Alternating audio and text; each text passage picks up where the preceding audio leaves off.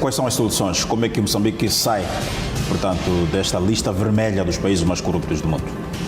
São dois atos rigorosamente importantes. Primeiro, voltando à nossa discussão inicial, é preciso mudar a educação. E quando falo de educação, não falo exclusivamente do processo de instrução do homem, mas o processo de formação realmente do homem.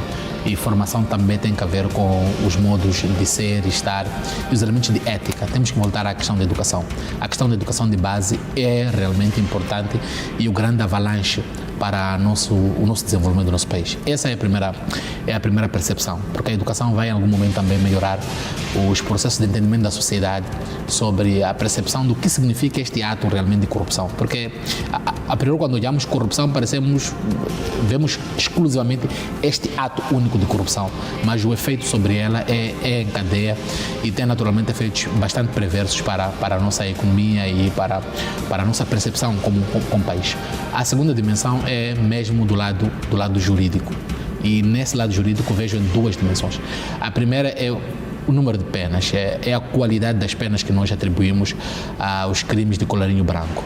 Essas penas, em algum momento, estimulam os atos de corrupção, principalmente quando esses atos de corrupção são relativos aos grandes valores.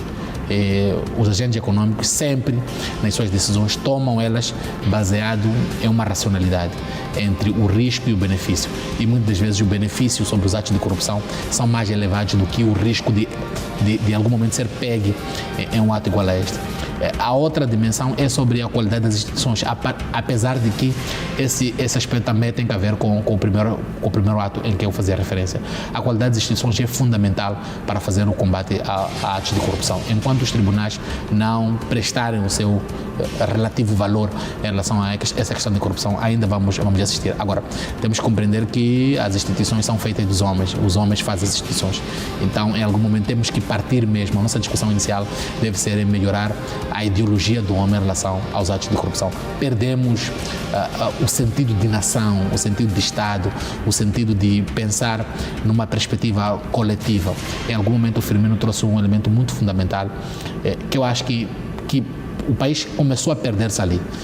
Quando saímos do processo de socialismo para a economia de mercado, em algum momento esta velocidade de mudança não foi acompanhada por também desenvolvimento por parte da mente dos moçambicanos sobre o que significaria esse processo de mudança, e essa ruptura trouxe também ruptura sobre nossos pensamentos e ideais que tínhamos enquanto país desde o processo de independência até aquele ponto.